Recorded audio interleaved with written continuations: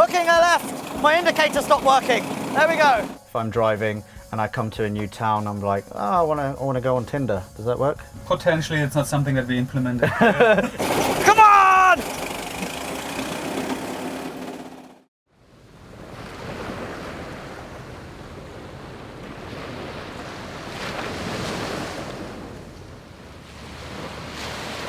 Welcome everybody to two pioneers of the automotive world, the Mercedes Simplex and the Mercedes Concept EQ. The reason for getting these two cars together is simple: to show you what the future looked like back in the early 1900s and to show you what the future looks like now. So what do you say we get into this? You guys all know that I like old cars, especially if they've got a dodgy medical history, maybe a bit of rust thrown in for free.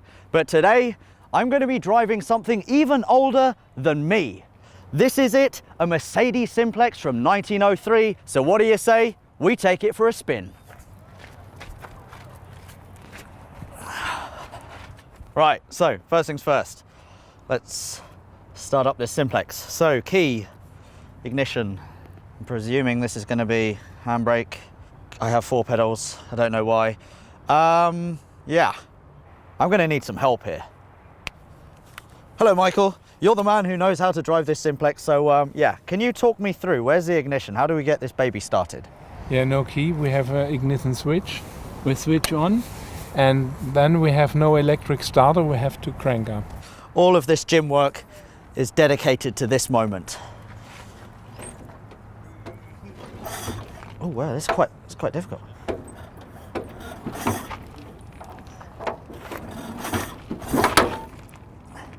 I'm not doing very well here, am I?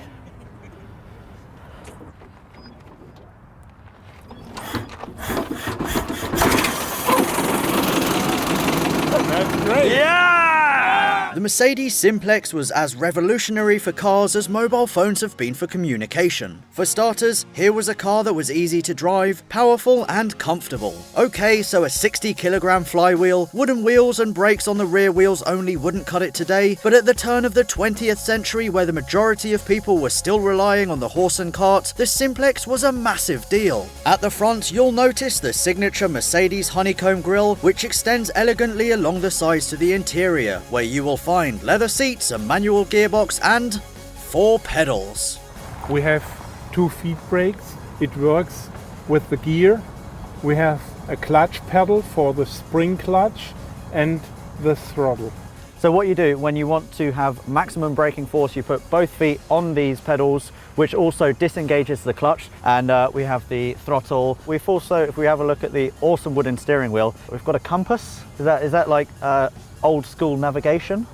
It looks so there, but it's a wood steering and a hand idle, and that's for the ignition. I have to adjust all time the ignition. Yeah. So how difficult would you say this is to drive versus a modern Mercedes? It's easy to drive because the name is Simplex. Yeah, well it's Simplex if you know how, so I'm going to try and find out. Now my attention span is limited at best. Actually, that's a lie. I don't have an attention span. So with all these driving instructions from Michael floating around my head somewhere, it was time for me to jump behind the wheel of the most precious car I'll ever get to drive. Here we go. Let's do a celebratory honk.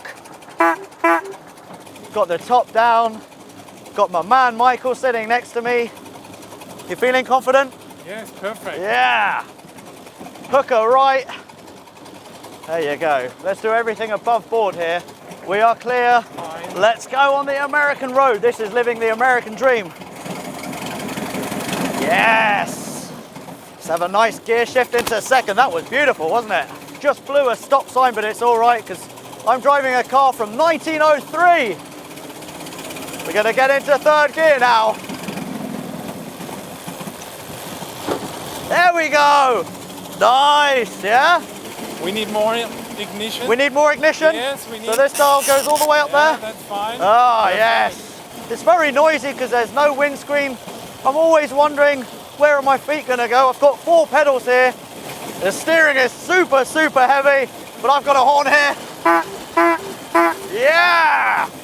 I'm going to knock it into neutral, and then we're going to go on the double foot brakes. We're going to use the rear handbrake as well. I'm going to turn on my left indicator. My left indicator, there we go. Beautiful, working in harmony. Hooking a left, my indicator stopped working. There we go. There we go. Cancel the indicator. Not going to lie, there's not a lot of suspension going on. We've got leaf springs all round. The brakes are kind of there. They're not particularly effective, but it's all right because this car is 115 years old and you can definitely get up to speed pretty quickly. This thing will do over 60 miles an hour. Over 60. Hello.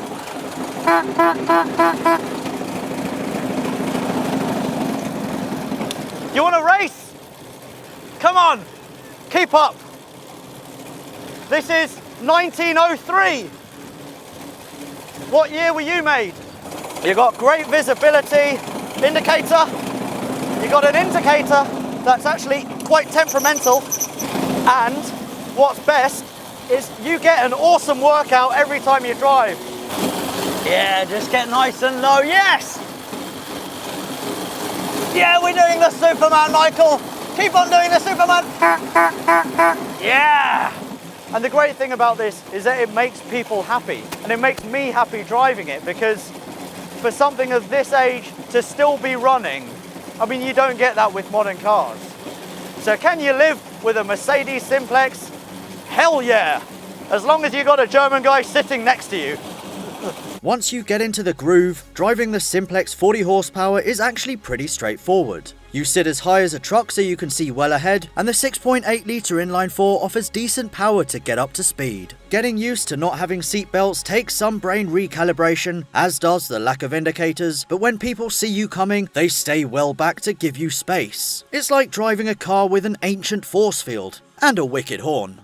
Being driven over the Golden Gate Bridge was my first Simplex experience, and one that made me realise how much of a pioneering car this was. So just like the Mercedes Simplex was a pioneer of the modern motor car in the early 1900s, another pioneering motor vehicle is this, the Mercedes EQ. And to talk me through it is Marco Plu, who is the team leader of UX design. The Mercedes Concept EQ is itself a pioneer of a new generation of electric vehicles that, Mercedes says, will offer a comprehensive electric mobility ecosystem of products, services, technologies and innovations. Oh, fancy doors. So Marco, talk me through what's going on in here. What you instantly will see, we got rid of a lot of hard keys. Many of the functionalities are touch-based. So you have touch slider for opening the doors. You have little touchscreen touch panels here on the steering wheel, so these will allow you to interact with the head unit and the instrument cluster, and then we have a touchpad here that will also allow you to interact with the main system. In addition to that, down here we have a touch screen that allows you access to the core climate functionalities, comfort functionalities, also the ambient light. Here in the doors we see what we call pixel rain. Here the map becomes one of our central interfaces of the future, and then as we start driving we reduce the information so you're not overwhelmed, and then here you see the boost mode, everything turns white to extend that feeling. So if I say, if I'm driving and I come to a new town, I'm like, oh, I want to go on Tinder, does that work? Potentially, it's not something that we implemented. It's not something you would recommend as well, swiping left Not or while swiping driving, right. yeah. No, exactly. Definitely not while driving. Give me pixel rain and vents, and then I'm going to buy a Mercedes because I think it's epic. The SUV concept you see here uses two motors to produce a combined output of over 400 horsepower. And when the production version, called the EQC, goes on sale in 2019, it'll be good for 62 miles an hour in under 5 seconds. The most interesting thing about this concept isn't the power though, it's the interior, user interface and dedicated systems that make it a friendly and easy to use environment. Now, it was time for me to get a quick passenger ride in the Concept EQ. I don't need to wear goggles anymore. I've got a windscreen, I've got an awesome panoramic roof and silence as well. A lot of progress has been made from the early 1900s to today's vehicles. Oh, I can relax in here a lot more than in the Simplex. And I like the rear view mirror here, that's digital as well. So you don't actually have to use a mirror. Why would you use a mirror when you can use digital? And soon enough, we're all going to be driving cars like these.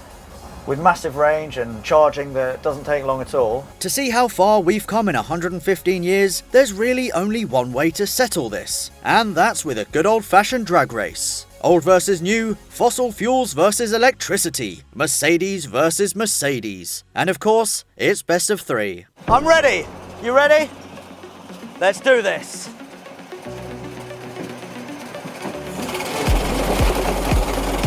Yeah! Come on!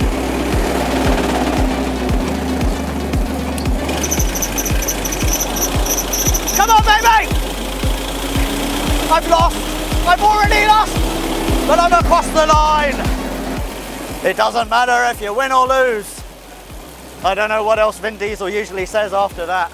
I'm gonna have to be more aggressive on the start, maybe get a bit of wheel spin. I've got my eye in, I know exactly how the gears work. You got a double clutch, but we've got this. Right, ready? Come on!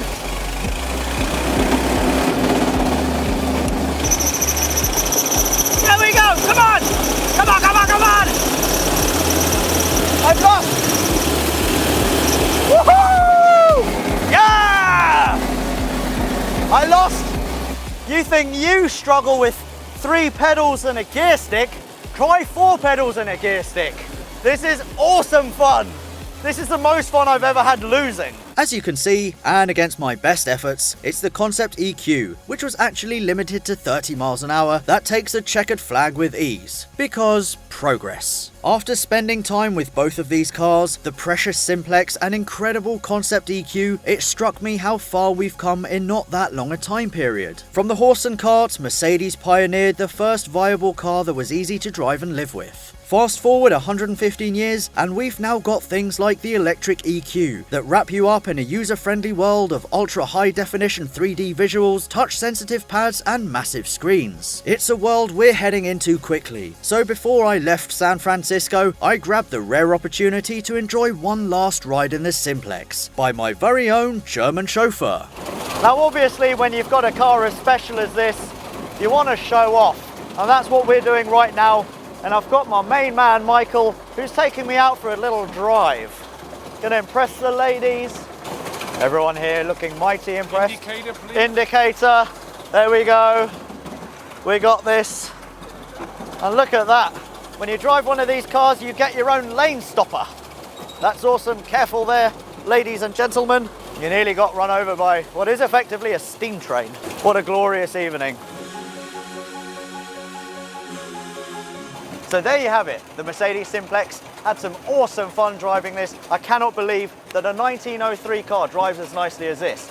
And if you buy one of these, it comes with a German driver too. And on that note,